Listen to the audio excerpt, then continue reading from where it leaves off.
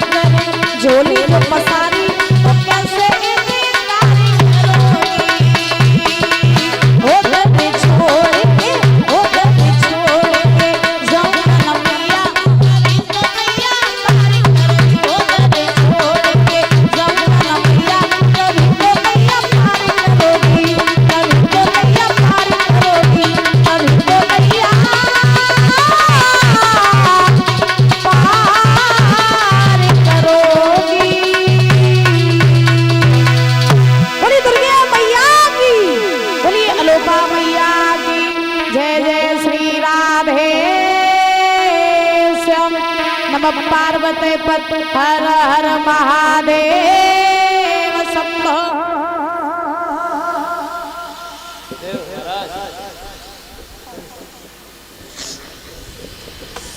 आदरणीय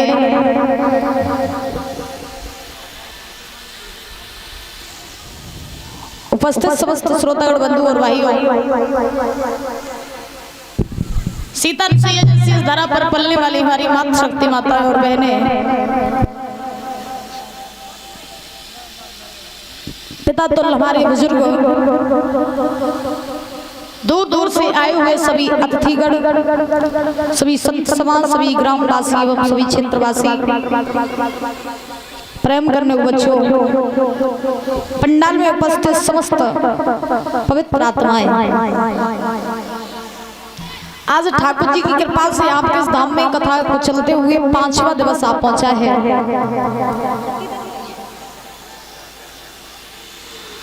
जिसमें हम सभी लोग प्रवेश कर चुके हैं और आप सभी भक्त जो है भगवान की बड़ी ही पावन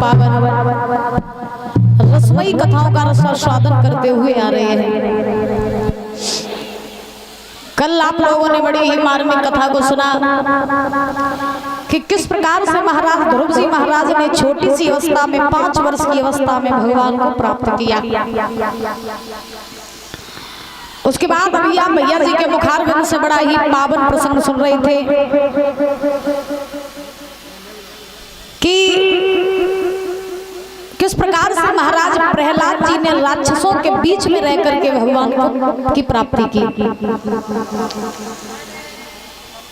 अगर हमारे हृदय में भक्ति है, अगर हमारे हृदय में परमात्मा का नाम है, तो दादा चाहे हम राक्षसों के बीच में रहें, चाहे घर में रहें, चाहे बाहर रहें, चाहे किसी अवस्था में रहें, हम कभी भी भगवान का नाम लेना नहीं भूलते हैं। अगर हमारे अंदर भक्ति है तो, और अगर आपके अंदर भक्ति है ही नहीं तो फिर महाराज बहाने कितने भी बनाते रहो, भजन आप कभी नहीं कर पाओगे ना। आजकल लोग बहाने बनाते हैं। परीक्षित जी महाराज लोगों से अगर ये कह दो कि वहां फलानी जगह तुम्हें 10,000 रुपए मिलेंगे, चले जाओ, तो 1000 काम छोड़ करके महाराज वो 10,000 रुपए के चक्कर में चले जाएंगे।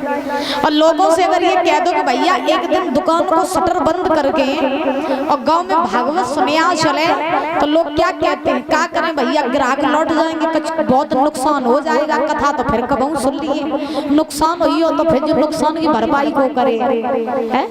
बहुत से लोग कहते हैं भगवान क्या हमें खाने के लिए देते हैं, बहुत से लोग कहते हैं ना भगवान क्या हमें खाने के लिए देते हैं। तो महाराज बहाने बनाने को तो कितने भी बहाने बनाओ, अगर हम भक्ति करना चाहते हैं तो किसी भी परिस्थिति में रह करके हम भगवान की भक्ति कर सकते हैं। और जो भक्त होते हैं, जो भक्ति करते हैं, वो कभी बहाना नहीं बनाते हैं। और जो बहाना बनाते हैं समझ लो कि ये भगवान की भक्ति कभी कर ही नहीं सकता है।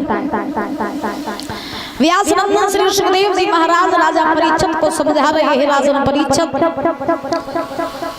प्रहलाद जी के पिताजी थे हिरण्यकश्यप, उन्होंने प्रहलाद जी के ऊपर कितने महाराज अत्याचार किए।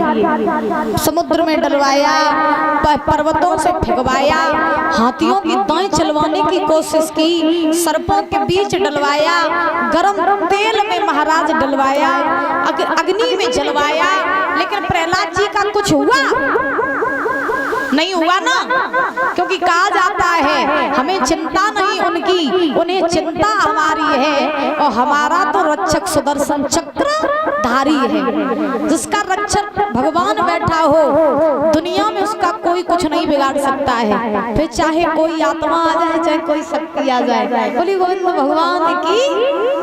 जिसका रक्षक भगवान होता है उसका महाराज दुनिया में कोई कुछ नहीं बिगाड़ सकता। तो उसके बाद में ये प्रहलाद जी का प्रसंग सुनाया सुखदेव जी महाराज ने राजा परीक्षित को। परीक्षित जी ने सुखदेव जी महाराज से प्रश्न किया, प्रभु हम आपसे एक और प्रसंग सुनना चाहते हैं। कौन सा प्रसंग? कि हे प्रभु, हमने सुना कि इस धरा पर एक महान राजा हुए जिनका नाम हरिश्चंद्र पड़ा। हमने ये सुना कि उन राजा हरिश्चंद्र ने अपने जीवन में कभी झूठ नहीं बोला। क्या ये बात सही है? और अगर ये बात सही है तो कृपया करके हमें उन राजा हरिश्चंद्र की पावन कथा सुना दीजिए कि वो राजा हरिश्चंद्र कौन थे, कैसे राजा थे और इतने बड़े सत्यवादी थे जो उन्होंने अपने जीवन में कभी झूठी नहीं बोला। भाई इंसान तो गलतियों का पुतला होता है दादा। जब तक हम गलती नहीं करेंगे तब तक हमें सुधार कैसे मिलेगा? बताओ, जब तक हम गिरेंगे नहीं तब तक संभलना कैसे सीख पाएंगे? है ना? तो परीक्षित जी ने सुखदेव जी महाराज से पूछा कि प्रभु ये बताइए कि क्या ये सही बात है कि राजा हरिश्चंद्र ने अपने जीवन में कभी झूठ नहीं बोला? अगर ये सही बात है तो कृपया करो ना हरिश्चंद्र का हमें प्रसंग सुना दीजिए। सुखदेव जी महाराज मुस्कुराए और मुस्कुरा करके राजा परीक्षित से बोले, हे राजन, तुम जानना चाह रहे हो ना कि राजा हरिश्चंद्र ने अपने जीवन में कभी झूठ नहीं बोला। ये बात तो सही है कि हरिश्चंद्र ने अपने जीवन में कभी झूठ नहीं बोला, लेकिन एक बात बताएं, इंसान संसार में जो जन्म लेकर के आता है इससे कभी ना कभी कुछ ना कुछ गलती हो ही जाती है, तो चाहे हम हो या आप हो। जब तक हम गिरेंगे नहीं तब तक उठना नहीं सीख पाएंगे। तो ये बात तो सही है कि राजा हरिश्चंद्र ने अपने जीवन में कभी झूठ नहीं बोला, लेकिन दादा राजा हरिश्चंद्र ने अपने जीवन में एक बार झूठ बोला। कितने बार? एक बार। मालूम है कब बोला था? नहीं मालूम? चलो बड़े ध्यान से सुनना कि हरिश्चंद्र ने अपने जीवन में एक बार कैसे झूठ बोला। एक समय की बात, राजा हरिश्चंद्र सूर्यवंशी राजा है। इनका शासन चल रहा है महाराज अवध पे। और जब अवध पे शासन चल रहा है तो राजा हरिश्चंद्र जो है बड़े अच्छे राजा है। प्रजा को पुत्र के समान प्रेम करते हैं, प्रजा भी इन्हें पिता के समान प्रेम करती है। इनके घर में महाराज किसी चीज की कमी नहीं। इन राजा हरिश्चंद्र की पत्नी है जिसका नाम है महाराज तारा। क्या नाम है? क्या? तारा। राजा हरिश्चंद्र की पत्नी जिसका नाम तारा।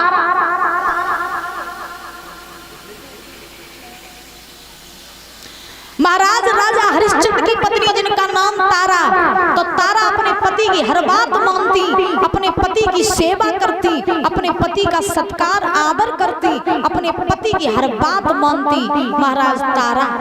और पतिव्रता नारी वही होती है कौन?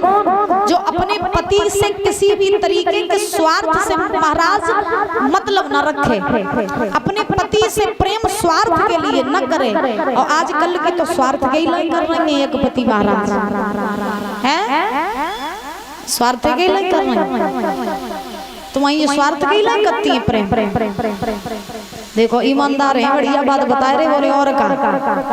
हाँ, तो कहने का भाव आजकल की नारियां अपने पति से प्रेम करती हैं तो मतलब ही तक करती है, जब तक पति के पास रहो पैसा तब तक प्रेम करो, और पैसा खत्म तो महाराज प्रेम भी खत्म, पति को छोड़ के वो चली जाती।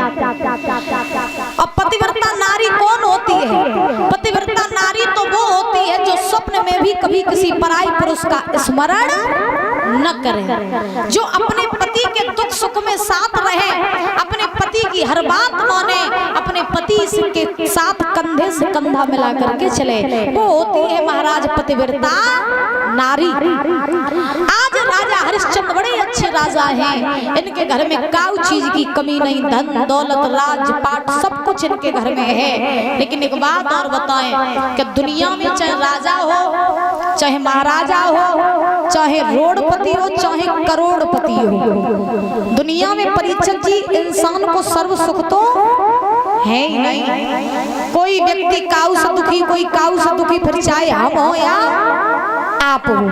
जब भगवान को दुख मिले तो हम लोग तो बहुत छोटी चीज है, क्यों महाराज? हाँ, तो संसार में दुखों का आना अनिवार्य है, क्योंकि जब तक दुखों को हम लोग देखेंगे नहीं तब तक सुख में जीना सीख ही नहीं पाएंगे। तो दुखों का आना बहुत जरूरी है। तो राजा हरिश्चंद्र के घर में काउ चीज की कमी ना है, लेकिन कमी है तो सिर्फ एक बात की कि इनके घर में परीक्षित जी कोई संतान नहीं है। एक बात बताएं, कभी लिखते हैं कि आज के संसार में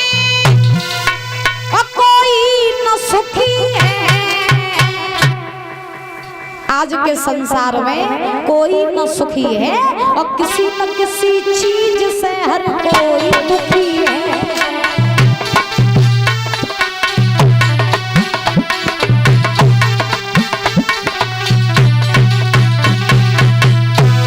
बड़े सुंदर शब्दों में कवि कल्पना करते हैं महाराज कि आज के संसार में कोई न सुखी है और किसी न किसी चीज से हर कोई दुखी है। दुनिया में इंसान किसी न किसी चीज से हमेशा दुखी रहता है।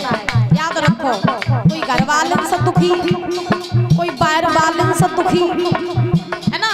कोई महाराज काऊ से दुखी, कोई काऊ से दुखी। तो कवि ने लिखा, आज के संसार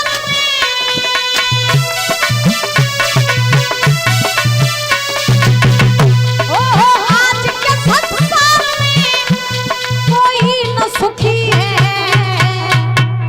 किसी न किसी चीज से हर कोई दुखी है, किसी न किसी चीज से हर कोई दुखी है।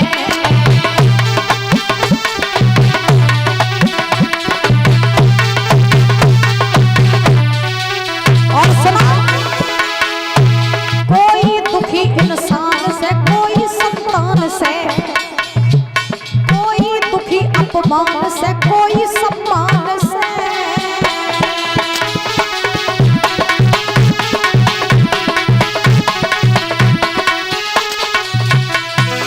दादा ध्यान रखना, कोई दुखी इंसान से, कोई संतान से, कोई दुखी अपमान से, कोई सम्मान से, सबका उसे दुखी है। ये अपनी अपनी किस्मत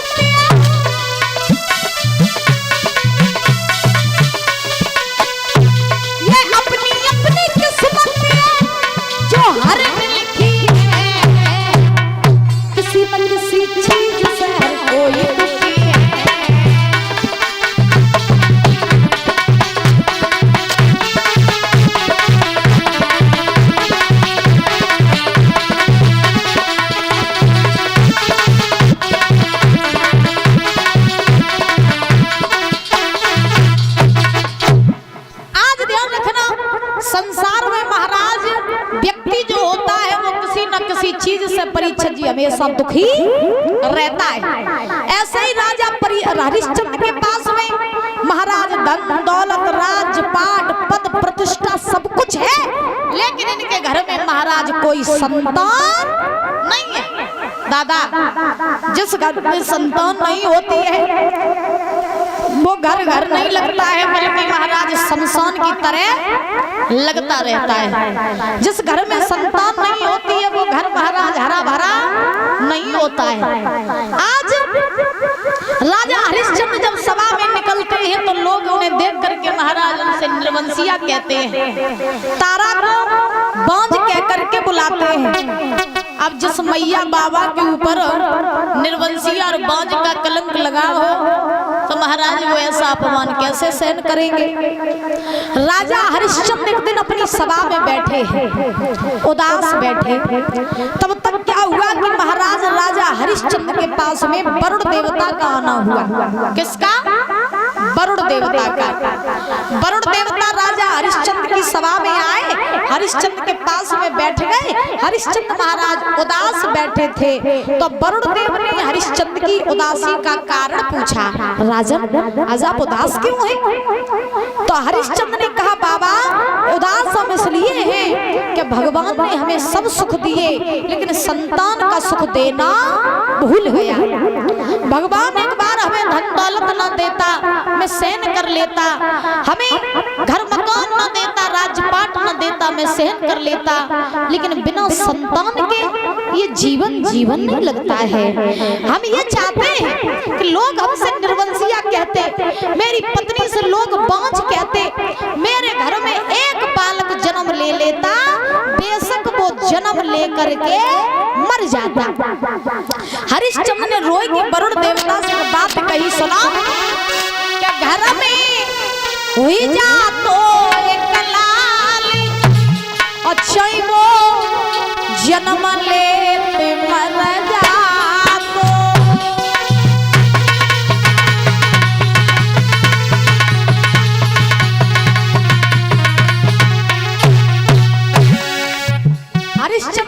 करके महाराज वरुण देव से कहा कि महाराज मेरे घर में एक बालक हो जाता, बेशक वो जन्म लेकर के मर जाता, मेरे ऊपर जो निर्वंशिया का कलंक लगा है कम से कम ये तो हट जाता।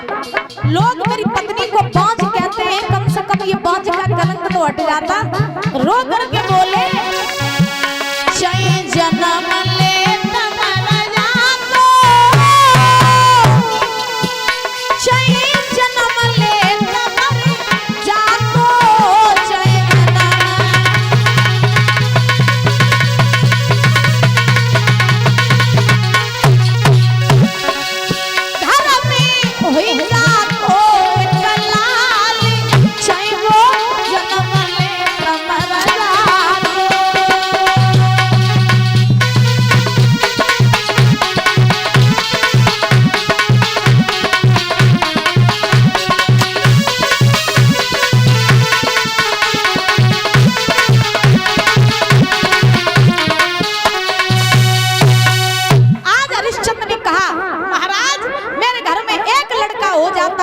वो जन्म लेकर के मर जाता। जो लोग हमसे निर्वंशिया कहते, हमारी पत्नी से बांझ कहते, कम से कम ये कलंक तो हट जाता। तो वरुण देव ने जब हरिश्चंद्र की सारी बात सुनी तो सुनने के बाद में वरुण देव ने हरिश्चंद्र से कही राजन मेरे पास एक बहुत सुंदर उपाय है। हरिश्चंद्र बोले कौन सा उपाय?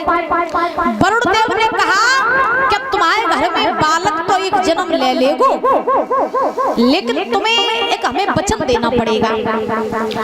हरिश्चंद्र बोले कौन सा वचन? वरुण देव ने कहा कि वचन तुम्हें ये देना पड़ेगा कि हम तुम्हें एक ऐसा वरदान देंगे जिससे कि तुम्हारे घर में एक बालक जन्म ले लेगा, लेकिन तुम मुझे ये वचन दो कि तुम्हारे घर में जो बालक जन्म लेगा तुम उसी बालक की बलि हमारे यज्ञ में चढ़ाओ। ये किसने कहा? हरिश्चंद्र ने कहा वरुण देव से।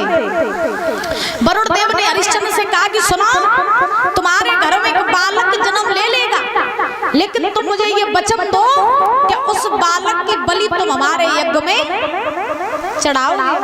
अगर तुम ये वचन हमें दो तो तुम्हारे घर में एक पुत्र हो जाएगा और निर्वंशिया का कलंक जो है ये हट जाएगा। हरिश्चंद्र ने हामी भर ली। हरिश्चंद्र ने कहा कि वरुण देव मेरे घर में अगर एक लड़का हो गया तो हम उस बालक की बलि तुम्हारे यज्ञ में चढ़ा देंगे।